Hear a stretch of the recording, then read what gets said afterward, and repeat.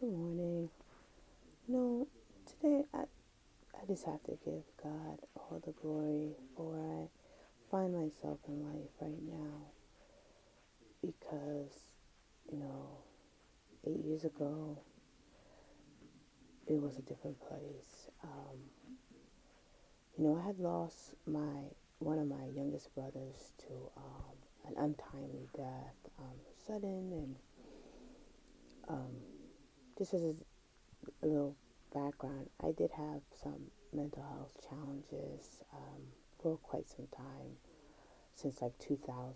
So by this time, it had been 2017. So I had overcome many difficulties. I had several hospitalizations, had been on medication, went through so much excessive weight gain and the up and down with the weight, and tried so many things, to no avail.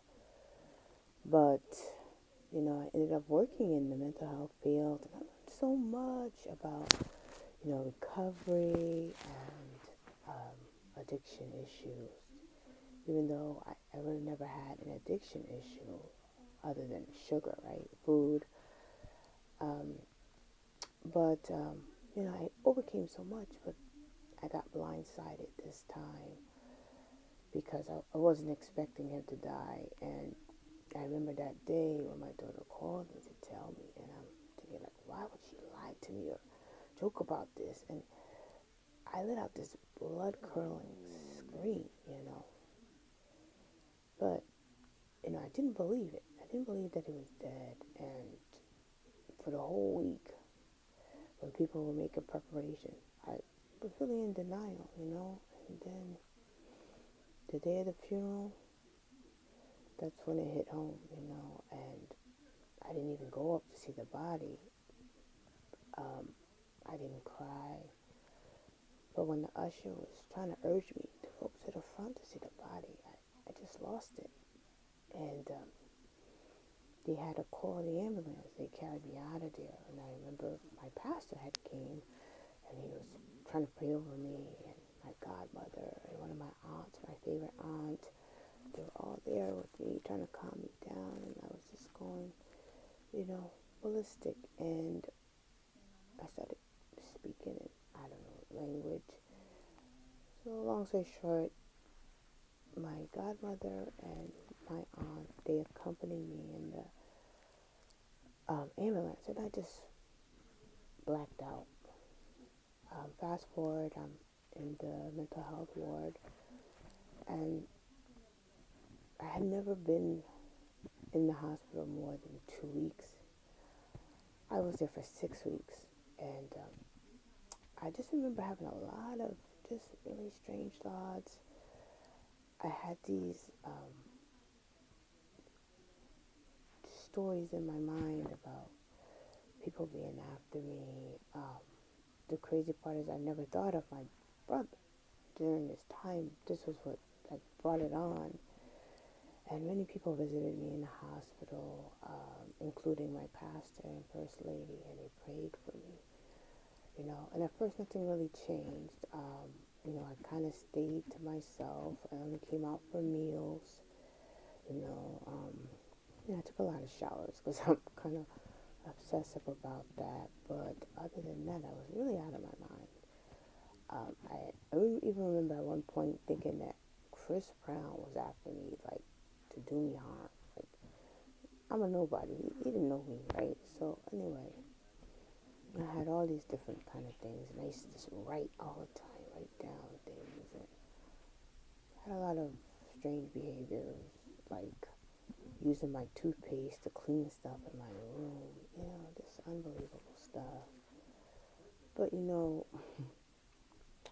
at one point, I didn't want to take my medication because I thought it was poison. And so I remember doing, try to force me to take it that day, and I fought them, I fought them, which is kind of out of character for me. I'm a lover, not a fighter. I've always been that way. I was teased as a child because I didn't like to fight. But I did. I fought them, but there was 6 of them, gave me the shot, and it was lights out, So, um, and I remember there was a worker there that I thought he was an evil man, and I used to curse him. But eventually he was able to talk to me, and I saw that he wasn't who I thought he was. And slowly I started to come to myself. And the last week I was there, I started coming out of my room, and I made friends with people. I was talking, and something shifted. But when I got out, I had to start all over again. I had been off from work for almost half a year because of a car accident. And I had downward spiral, and that just put me over the edge. But, I healed, but I was still taking medication, and slowly I was piecing my life back together, getting my finances in order, and I went through many trials and tribulations. I really did. But I always overcame, because God had always been with me, regardless. And He's always been faithful. Fast forward 2022, a lady that's been very instrumental in my health, physical health, though. I started working with her, and she just encouraged me. So then in the beginning of 2023, she became like my personal trainer. Now, disclaimer, she was like 79 at the time, but she looked like she was 20. She was so fit. So up until that point, I had never been able to lose weight since I've been on medication. Unless there was one point they changed my medication and the weight literally fell off. I didn't have to do anything different because, that was the medication I had been on that caused it. But after that point, I tried, I had 4 different personal trainers, never lost any weight. Sometimes I gained. So, but with her it was different because she prepared my meals. So I lost 10 pounds, and that was my breaking point. And we went on a trip, and she took my medication and she threw it away. And I didn't know what to do. Like, it was my crutch also. It helps for a season, but I was afraid to ever have a relapse, and so I didn't know what to do. I couldn't sleep or anything, but I just bared with it, and eventually, I think that was in April, around June, July, my primary physician, she put me on Ozempic. Now, mind you, I had always been a little itty-bitty thing, But over the years with those medications, I had gained over 100-something pounds over my regular weight. And so I had lost the 10 pounds, and my doctor put me on Ozempic. And with that, I lost another 30 pounds, and people were like amazed. They said, "Oh, you look so great," And, to me, I have a different benchmark or baseline, so I thought I was okay, right? But many of these people, they never saw me when I was a little itty-bitty thing, so they were like, "Wow, you look wonderful," But anyway, I just kept going, but I knew I didn't want to stay on that medication. I wanted medication free for the rest of my life, and this is something I prayed about. So one day I came upon this program, and I'll put the information in my bio, called Metabolic Reset through Andrew Humming Institute, and my goodness, let me tell you, when I first heard that webinar, it spoke to me. Like, everything I had experienced, he talked about it, like why I had to rebound weight,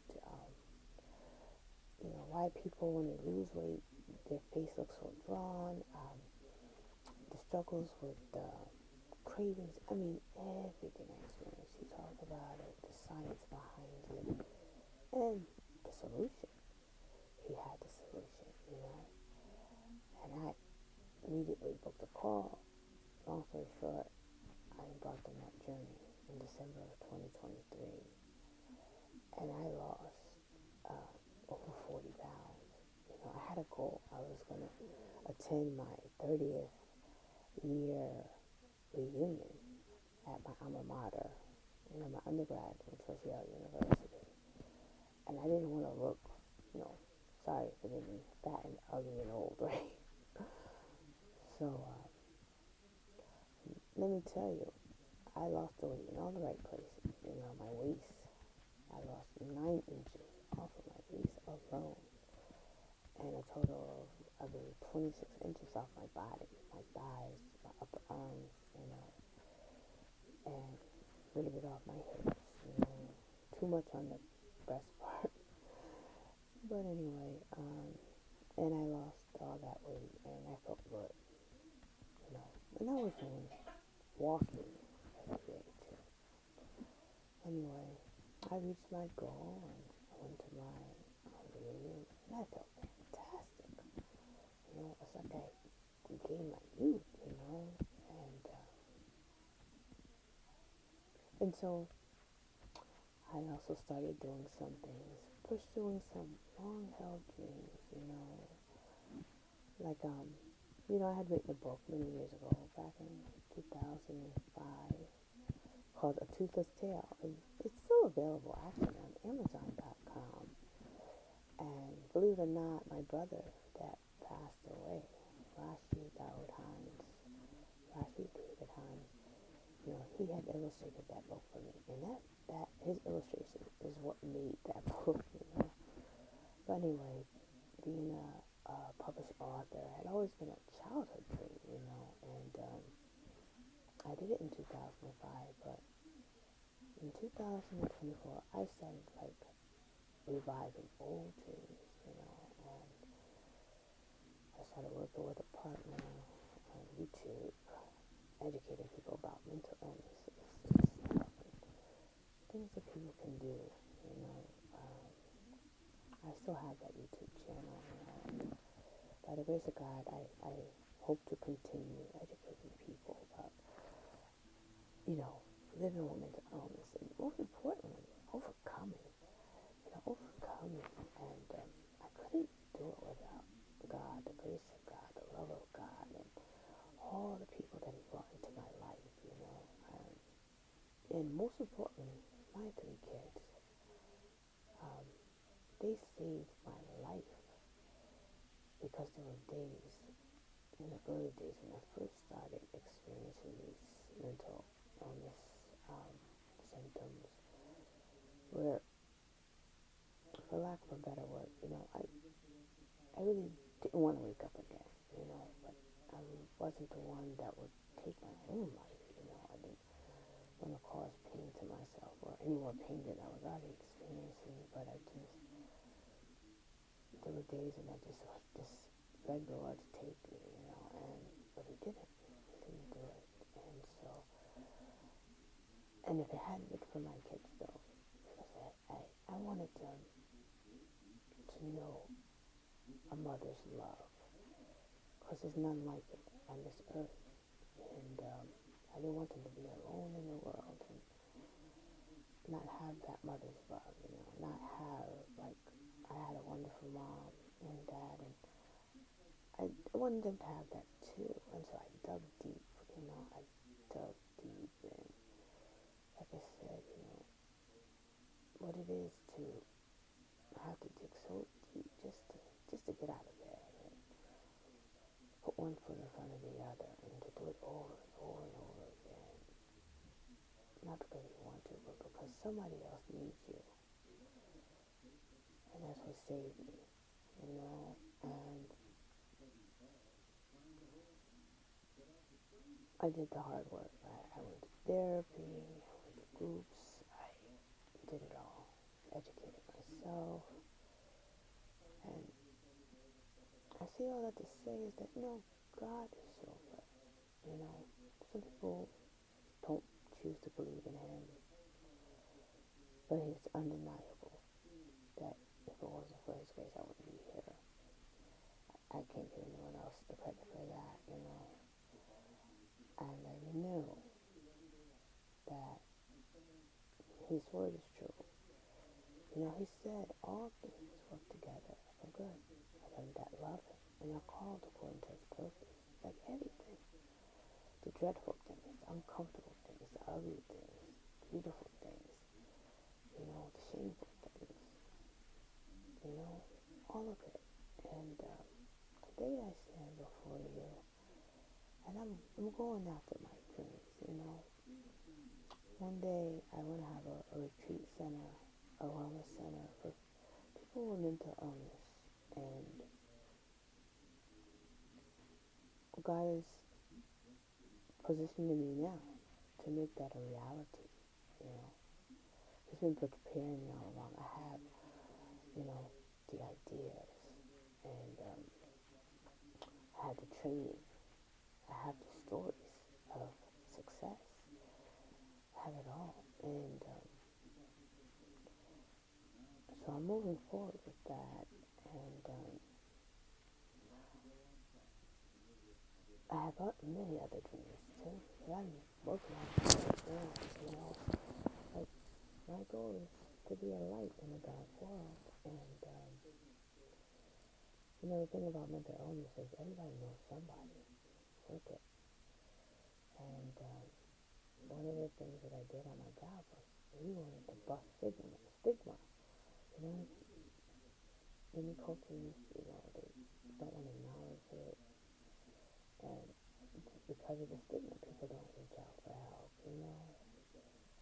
Um, you know, I do have a website called Mental Health for All.net, or MH4all.net, and I'll put some of this information below if you ever want to reach out to me.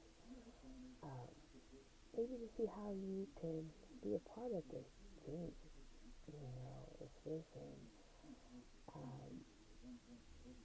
But I just wanted to share my story, and this is just a small snippet of it, right?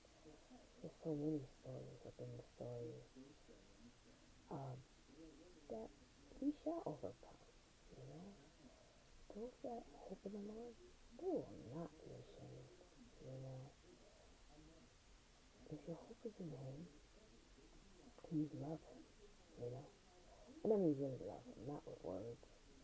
You know, he says, if you love me, you'll keep my commandments.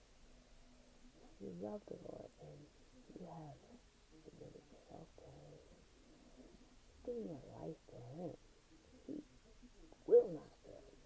He will not fail you. He will not fail you. And I hope that this video, whoever it finds, that it will encourage you today to just keep moving forward, to trust in God, to go after your dreams, and never give up, because it will come to pass one day. If God said it, it will come to pass. If you put that desire in your heart, it will come to pass. And trust me, I know that desire came from him, because no matter how much I try to forget about it or ignore it, it just keeps coming back. That's why I know it's from him. And some of my ideas, you know, people are always amazed. And I always say, listen, I know it's from him because I'm not that smart, you know, and I know the devil don't want me to do anything good. So I know that's from God, these ideas, you know. So if this video has been a blessing to you and you feel moved, you want to welcome help, like you want to be a part of making these dreams a reality, to bless many, or you just want to be a blessing to me in my life, I will provide ways that you can pour into what I'm doing, and I will also leave ways that you can contact me for more information. If maybe you just want to help, you know, God is with us. It is 2025. We are going to take back territory. We're going to shed a light over darkness. We're going to overcome demonic forces.